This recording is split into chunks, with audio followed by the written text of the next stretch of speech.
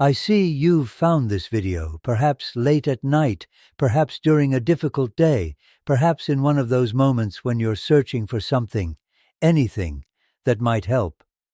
The title probably caught your eye: 7 Buddhist Principles for Immediate Life Transformation. I have to be honest with you, dear one. That title troubles me a little. Not because it's untrue exactly, but because of what I know about that word, immediate. I know what it means to need everything to change right now. I know that desperation in the chest, that feeling that you simply cannot carry this weight another day, another hour, another moment. I was about 30 when I first felt it, that terrible urgency. I'd wake before dawn, already exhausted, my mind spinning with worries about things that hadn't happened yet, might never happen. I remember lying there in the dark thinking, something has to change. I can't live like this. And I searched, oh how I searched, for the quick fix, the immediate solution, the magic key that would make it all stop. So if that's why you're here, if you're hurting and you need relief and you're hoping these 7 principles will transform everything overnight, I understand. I truly do.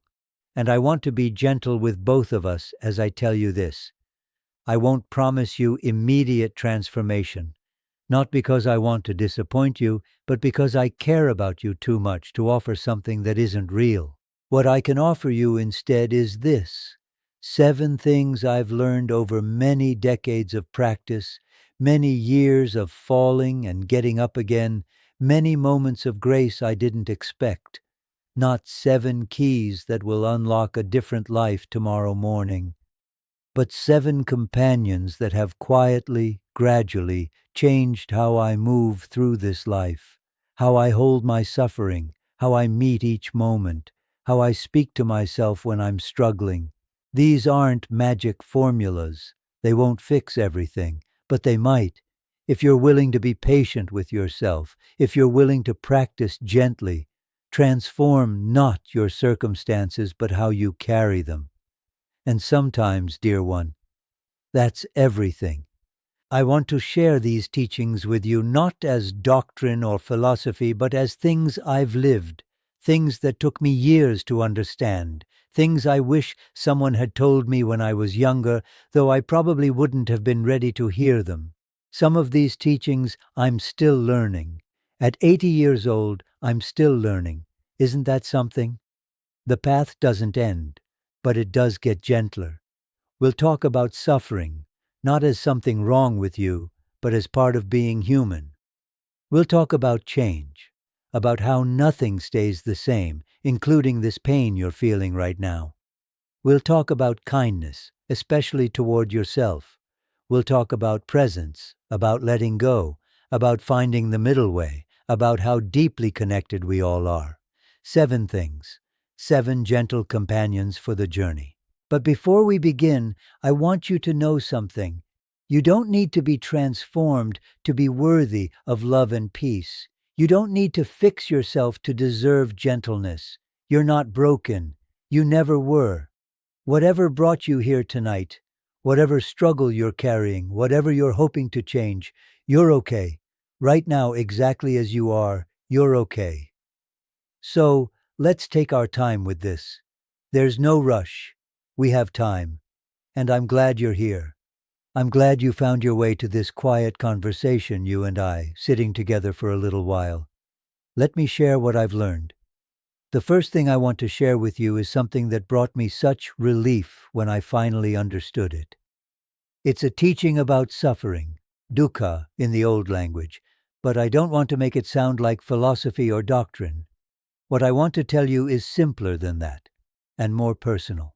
For so many years I believed that something was deeply wrong with me.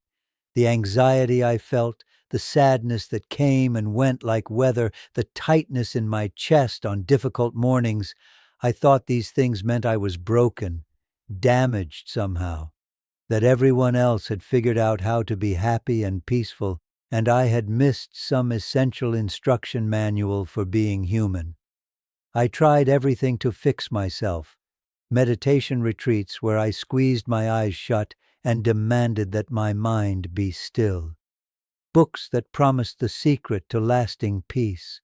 I tried positive thinking, tried working harder, tried ignoring the pain, tried analyzing it to death. I was so determined to make the suffering stop immediately. Right now, this very moment. Because surely if I just found the right technique, the right teaching, the right key, surely then I would be okay. And then one day, quite late in my life actually, I was sitting with my teacher. I was maybe 45 and I'd been practicing for years, and I was so frustrated. I remember saying to him, "I'm doing everything right. Why am I still suffering? What's wrong with me?" He looked at me with such kindness and he said, "Nothing is wrong with you. You're a human being. Human beings suffer. That's the first noble truth. There is suffering. Not there is suffering if you're doing something wrong. Not there is suffering because you're broken. Just there is suffering." I didn't understand at first. It felt too simple, too obvious. Of course there's suffering. I knew that already. I was living it every day. But he said, "You're fighting with reality itself. You think suffering means something is wrong. What if it just means you're alive?" Let that settle for a moment, dear one. What if your suffering doesn't mean you're broken? What if it just means you're human? The teaching goes like this: there's pain in life. That's inevitable. We get sick, we lose people we love, things don't go the way we hoped, our bodies age, relationships end.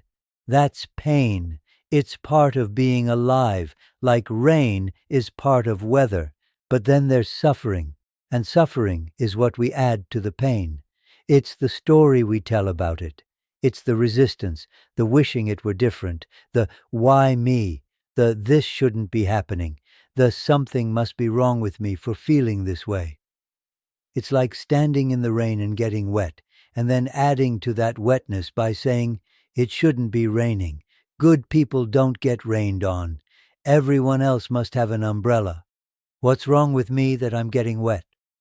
Do you see the difference? The rain is the rain. But the suffering, oh, the suffering is all that extra weight we pile on top. I spent decades doing this. I'd feel anxious, and then I'd feel anxious about feeling anxious.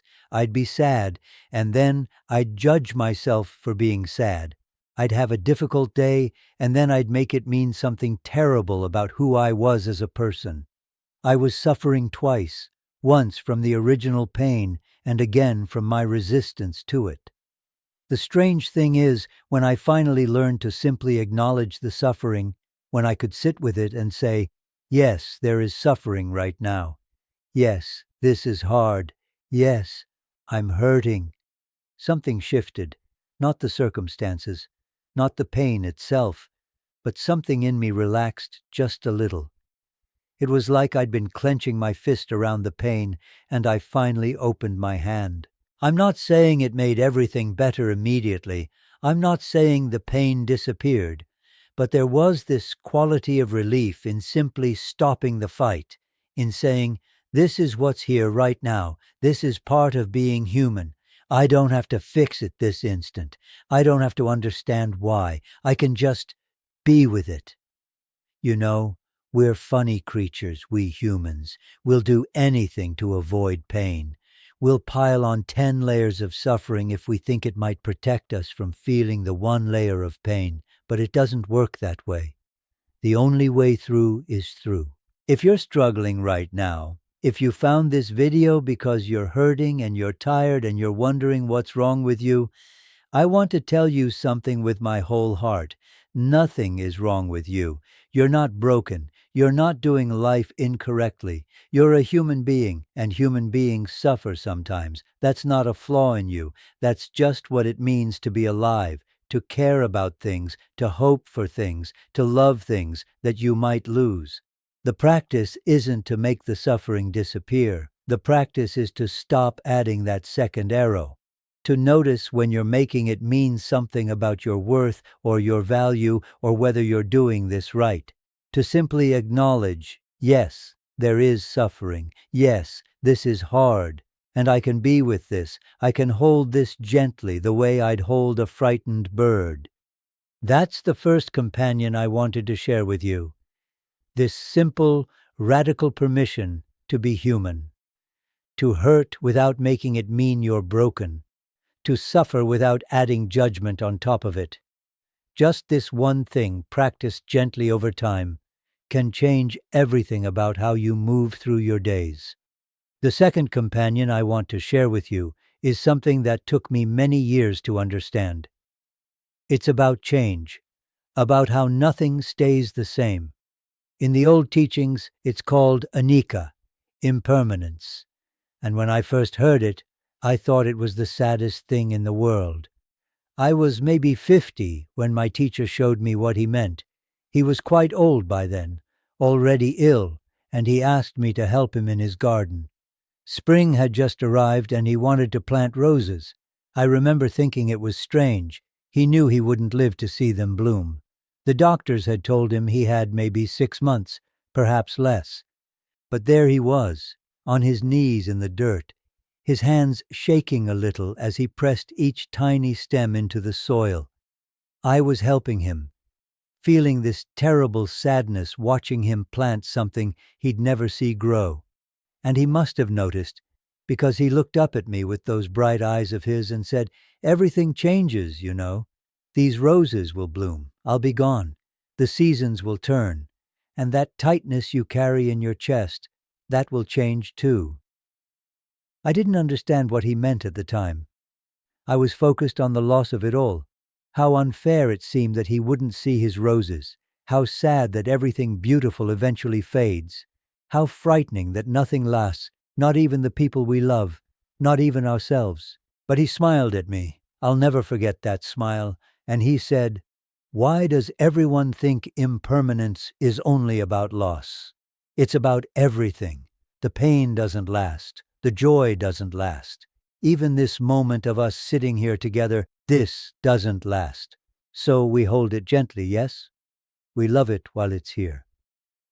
That conversation stayed with me, but I didn't really understand it until later, until I lost him, until I sat with that grief and felt how it changed too, how it was unbearable at first, and then slowly, so slowly, it became something I could carry, how it transformed from this sharp, cutting pain into something softer, still sad, but different, gentler. I lost my wife 30 years ago. I don't often speak about her, but she's part of this teaching for me. We had 42 years together, and when she died, I thought the pain would kill me. I truly did. I couldn't imagine how I would survive it, how I would wake up each morning knowing she was gone, how the world could possibly continue without her in it, and for a long time I wanted to hold on to that pain, because it was all I had left of her, you see. If I let the grief change, if I let it soften, wouldn't that mean I was forgetting her? Wouldn't that mean she didn't matter? But pain doesn't work that way. It changes whether we want it to or not. And slowly, so slowly I didn't even notice it happening. The grief became something I could live with, not because I loved her less, but because everything changes. That's just what things do. And here's what I learned, dear one. Here's what my teacher was trying to tell me all those years ago in his garden. Impermanence is both the problem and the solution. It's why we suffer, because we lose things, because everything we love eventually goes away. But it's also why we heal, because the pain doesn't last forever either. If you're in pain right now, if you found this video because you're hurting and you can't see how it will ever get better, I want you to hear this. This will change. Not because I'm making you a promise I can't keep, but because change is the one thing we can count on. This feeling you have right now, as real and solid as it seems, it's already changing. Even as you sit here listening to an old man talk, something in you is shifting. Cells are dying and being born. Thoughts are moving through like clouds. Nothing is as fixed as it feels. This doesn't mean your pain isn't real. It doesn't mean it doesn't matter. It just means it won't last forever. And sometimes when you're in the middle of something hard, that's the only hope worth holding on to. But here's the other side of it, and this part is harder to hear. The joy doesn't last either. The good moments, the peaceful days, the times when everything feels right, those change too. And knowing this, really knowing it in your bones, it teaches you to hold everything a little more gently, to love the good moments while they're here, without clinging so tightly you strangle them. My teacher's roses did bloom. I went back to his garden the next spring, and they were beautiful, deep red, opening in the morning sun, and I stood there crying, partly because he never got to see them, and partly because they were so lovely, and partly because I finally understood. He planted them anyway, even knowing he wouldn't see them bloom, because the planting itself was enough. The moment itself was enough. Everything passes, dear one. The pain and the joy, the hard times and the easy ones, this moment and the next. We can't stop the changing, but we can learn to move with it instead of against it. We can learn to hold what we love with open hands, grateful for it while it's here, willing to let it transform when it needs to. That's the second teaching, impermanence. Not as something to fear, but as something that might, if we let it, set us free. Now I want to share something that changed my life more than anything else I've learned. And I have to tell you, I get a little emotional thinking about this one because I wasted so many years not knowing it. The teaching is about compassion, karuna, but especially compassion toward yourself. I was so cruel to myself for so long, so unbelievably harsh. Every mistake I made, every time I fell short, every moment I felt anxious or scared or sad, I treated it like evidence of my failure as a human being. I had this voice in my head, and it was just vicious. You're weak. You're pathetic. Why can't you be better? Why can't you just fix yourself? Everyone else has it figured out. What's wrong with you? I would never have spoken to another person the way I spoke to myself. Never. If a friend came to me struggling, hurting, afraid, I would have held them with such gentleness. But myself, I got no gentleness at all. And here's the strange thing. I thought that cruelty was helping me. I thought if I was just hard enough on myself, if I criticized myself enough, if I pushed myself relentlessly, then maybe I'd finally become the person I was supposed to be. Maybe then I'd be worthy of peace. It took me 40 years to learn that this doesn't work. It never works. You cannot hate yourself into becoming someone you love. You cannot criticize yourself into peace. It's like trying to heal a wound by hitting it over and over again. So let me share what I learned instead.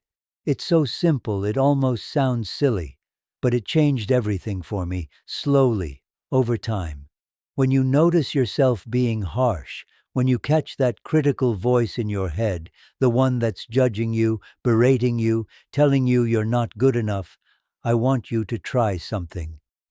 Imagine that the part of you that's suffering right now is a small child, a frightened child, maybe 5 years old, scared and hurting and trying their best. And then I want you to notice, would you speak to that child the way you're speaking to yourself right now? Would you tell a frightened 5-year-old that they're pathetic, that they should be better, that something is wrong with them? Of course you wouldn't. You would hold that child gently. You would say, I know you're scared. I know this is hard. You're doing your best. I'm here with you.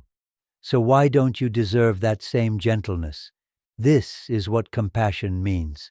Not fixing yourself, not making the pain go away, just speaking to yourself the way you would speak to someone you truly loved who was suffering.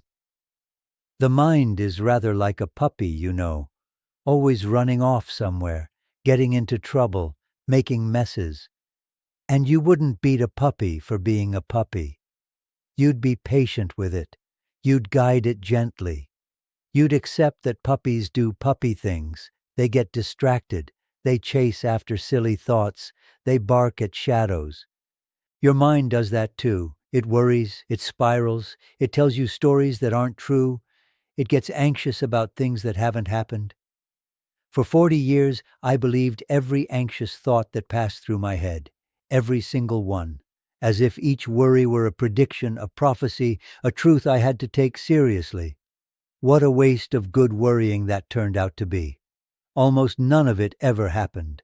But I treated my mind like an oracle instead of like a puppy, excited and earnest, and not always terribly accurate. Here's what I do now, and I'm offering this to you not as something you have to do perfectly, but just as something to try. When you notice yourself struggling, when you're anxious or sad or afraid or beating yourself up, pause for just a moment. Put your hand on your heart if that feels right, and ask yourself this simple question. What would I say to someone I loved who felt this way? Not what would I say to make it go away, not what would I say to fix them, just what would I say to comfort them, to let them know they're not alone, to remind them they're going to be okay. And then, and this is the hard part, try saying that to yourself. Even if it feels strange, even if you don't quite believe it yet, try offering yourself the same tenderness you would offer someone you care about. Maybe it's just, this is really hard right now. I know you're doing your best. Maybe it's, you're not broken. You're just hurting. Maybe it's, I'm here with you. You don't have to do this alone. It might feel awkward at first. You might not believe the kind words you're saying. That's okay. You're learning a new language, the language of gentleness toward yourself. Like any language, it takes practice. You won't be fluent right away. But every time you try, even imperfectly, you're planting something, a small seed of compassion. I wish I had learned this earlier. I wish someone had told me when I was 30 and lying awake at night hating myself that I could simply be kind instead, that I deserved my own gentleness, that the way toward healing wasn't through more criticism, more pushing, more forcing, but through softness. Through finally coming home to myself with love instead of judgment. But I know it now. And I'm telling you, dear one, you deserve your own kindness. You deserve to speak to yourself with the same compassion you would offer to anyone else who is suffering. You always have. The practice is simple. Notice when you're being harsh. Pause. Ask what you would say to someone you loved, and then try. Just try to say that to yourself instead. That's all, just that. And it changes everything, slowly, gently, over time. So we've talked about suffering, about change, about kindness. And there are other companions I could share. Presence, the practice of being here now instead of lost in worry about tomorrow. Non-attachment, learning to hold things lightly instead of clinging so tightly we strangle what we love, the middle way, that gentle path between extremes, and interconnection, the truth that none of us are separate, that we're all part of this great web of being together. 7 things, 7 teachings, 7 companions for the path. But here's what I really want you to understand, dear one. These aren't steps to fix you. They're not a ladder you climb to become someone better, someone worthy, someone finally good enough. They're something different than that.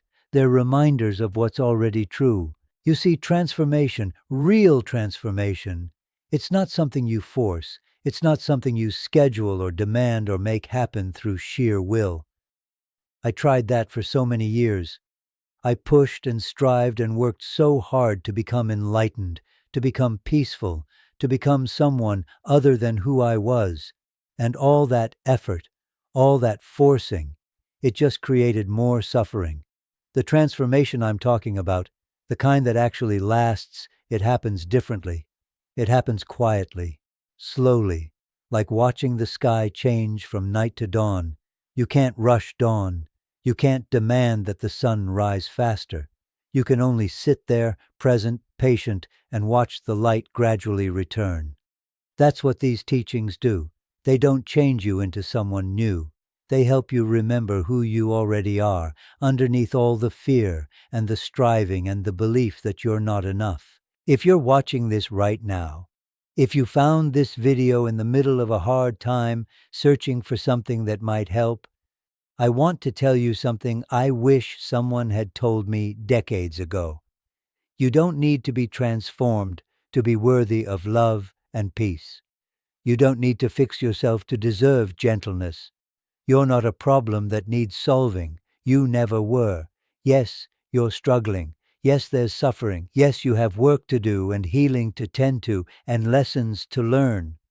We all do. I'm 80 years old and I'm still learning.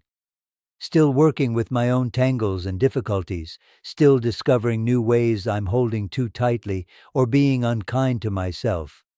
But none of that means you're broken. You're a human being having a human experience, with all the mess and beauty that entails, with all the pain and joy and confusion and grace. You're doing it right now. Even in your struggling, even in your doubt, even in your fear, you're doing it. You're here. You're breathing. You're trying. That's enough. You're enough. The practice isn't about becoming someone else. It's about learning to be with yourself, all of yourself, with compassion. Learning to hold your suffering gently instead of fighting it. Learning to accept that everything changes, including this hard moment you're in right now. Learning to speak to yourself with the kindness you would offer to anyone you loved. And when you do that, when you practice these things not as a way to fix yourself but as a way to befriend yourself, something shifts. Not all at once, not overnight, but slowly, gently, like spring arriving after a long winter. The ice melts, the ground softens, something begins to grow. I can't promise you that your circumstances will change. I can't promise that your problems will disappear or that life will suddenly become easy. But I can promise you this. If you're willing to be patient with yourself, if you're willing to practice gentleness instead of force, if you're willing to sit with what is instead of always demanding what should be, the way you carry your life can change. The way you meet each moment can transform. And that changes everything. So that's what I wanted to share with you today. Not 7 steps to instant transformation, just 7 gentle teachings, 7 companions who have walked with me through the years and helped me find my way toward peace. Not perfect peace, not the end of all struggle, but a kind of peace that can hold the struggle tenderly. I hope something here has helped, even a little. I hope you'll be gentle with yourself tonight, and tomorrow, and all the days after. I hope you'll remember that you're not alone in this, that suffering is part of being human, and so is healing, that everything changes, including this, that you deserve your own kindness, and I hope you'll know, really know in your bones, that you are worthy of love right now, exactly as you are, not after you transform, not after you fix yourself, now. May you be happy, dear one. May you be peaceful. May you be free from suffering. May you know how deeply, deeply loved you are. Not by me. I'm just an old man who found YouTube and wanted to share what little wisdom I've gathered, but loved by life itself, by this moment, by the very fact that you're here breathing, trying, doing your best with what you have. That's enough. You're enough. Until we meet again, my friend, be gentle with yourself.